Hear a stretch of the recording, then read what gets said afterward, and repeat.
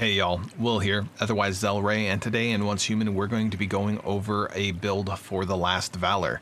A lot of people have been asking about the Last Valor and if it's good enough to pick up from the Wish Machine. It is available to us in this second week of Season 1 at the launch of Once Human, and I can see why people are asking, because when they read it and when I read it, it looked like it got a heavy nerf. But I'm here to set the story straight that nerf is not really what it looks to be. So let's jump right into it. The Last Valor is an assault rifle that features shrapnel as its main damage type other than its gun damage itself. What it says is that it has a 4% chance to trigger shrapnel with a hit, but crit hits count as 2. I feel that this is where the typo is. It used to be 4 hits to trigger shrapnel in the beta. 4 hits, and this was in Chinese and we had to translate it, so we did that. I think that this is just a typo trying to say the same thing. I could be wrong, but I believe that makes the most sense with how this gun feels when you're using it. What that means is every 2 to 3 hits, as long as you're critting often, will give you a proc of shrapnel. But as you're critting, you get 2 shrapnels for the price of 1 with the second piece. Crit hits grant shrapnel chance plus 1 for 1 second, and you will be critting at least every half second. With good crit rate, it will work just fine for you. On top of that, shrapnel's own damage gets a critical damage bonus of 30%. So you can see this is a very crit oriented build. It starts with a 6% crit rate, and that's not enough to make this feel great at the start, so we really need to put everything we can into critical hit rate. On top of that, to make a gun feel good, you need a mod for your gun.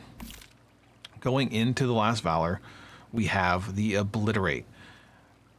And the Obliterate mod makes it so each part that shrapnel hits, it deals more damage, and each part gives it 15% extra damage.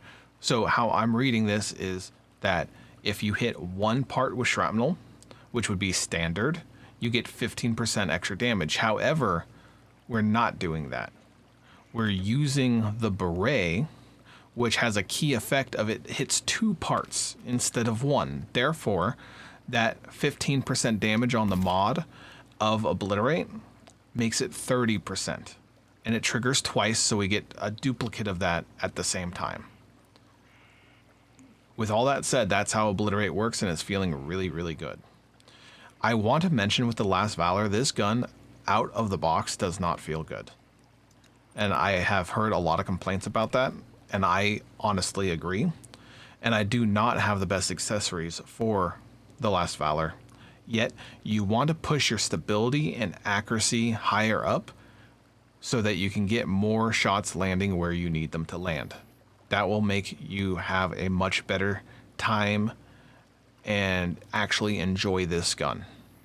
I'll go over these in a bit, but just focus on stability and accuracy, because where these come from, you can look and say, like, I know I want the hammer compensator for this gun, and that increases my stability from 70 to 89, which is huge, so it doesn't really have recoil anymore. But I need to get that from the Northeast Lone Wolf Wastes, so there's a little bit of hunting involved. Okay? Going into the next item that makes this build feel really good. We have the Falcon Mask, and we are using part of the Falcon set, a 3-piece Falcon set, to push that crit hit, but we are using Shrapnel Carnage, which means that your shrapnel targets weak spots as much as possible, while also having your shrapnel weak spot damage increased. This means that hitting body shots will not affect your damage, so your precision of hits is essentially balanced out by the fact that shrapnel can fix the problem if you don't hit a weak spot, because it will hit the weak spot for you. That's a big thing for this build. And I found that just doing body shots in general give you more damage because of all the bonuses to your shrapnel damage than having your gun actually hit the weak points of the boss or enemy that you're fighting. Going over the build in general, I did state that we had the beret. This is your key effect. This key effect is only one item, so if you get any other item with shrapnel parts on it, you have to switch it out. You had to swap it. Currently, only helmets give shrapnel effects, so you don't have to worry about that. But say later on down the line we get a pair of boots or something else that has a key effect, or you like a pair of boots because your friend runs bullseye and you can do more damage to bullseye targets. You cannot do that. You can only have one key effect, one unique armor piece. Next, we have a 3-piece Falcon set.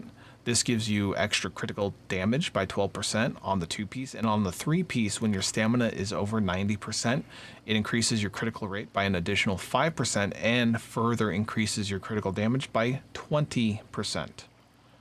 That's really, really big. That's a huge bonus for our crit-based build. Finally, we're rounding off the build with 2 pieces of Lone Wolf, the jacket and the pants, and I chose these specifically because they give me the biggest health bonuses, and these are only legendary pieces of gear. As you can see, I fully calibrated out the jacket, and it's giving me over 2,500 health. And it also, on the 2-piece, gives us some extra crit rate on top of that. For other mods that might be useful, we have these are where I'm not sure what the best is currently because I haven't had them all unlocked, and also there could be more coming up into the game as we get into hard modes and pro modes. They might be locked behind a wall, or we just haven't seen them because they're harder to get and access at the current time. I'm just using mods that make it feel like it increases my damage as much as possible. So for momentum up, I have about 33 shots in the magazine. So for the first half, it has a higher fire rate, but for the second half, it hits harder.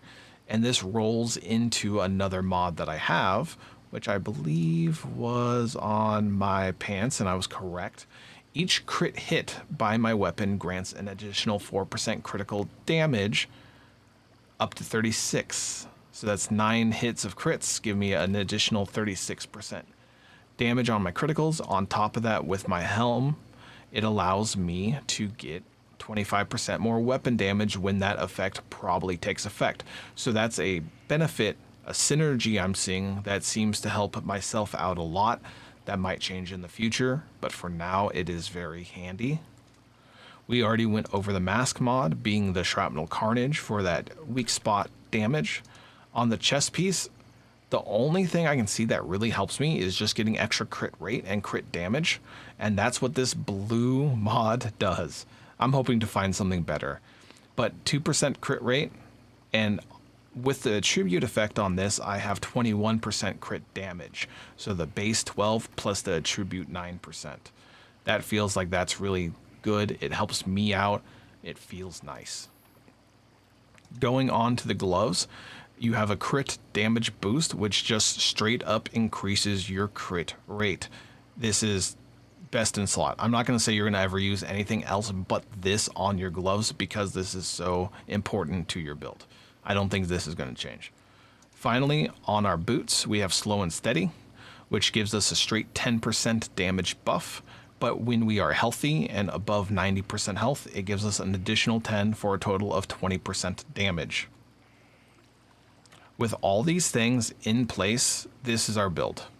It gives us good damage. I'm going to hit up dummy a little bit to show you what that damage is. However, there are a few other things about the build. We want to always be at good sanity. So for drinks, I'm going with fruity teas and soon enough beers and ales to keep the sanity away. You want to try to top off your health as much as possible.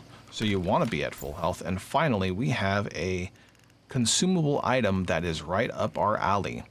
The canned meat with the shrapnel enhancement.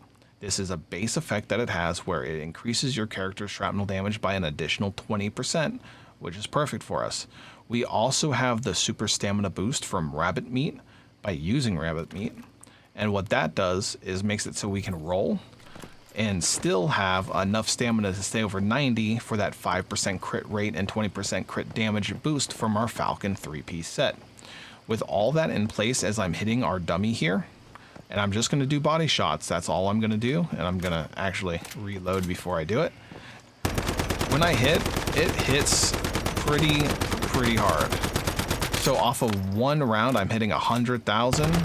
So over 20 seconds, and I really like using 20 seconds as the rough timing for checking DPS because that gets your reload time in there.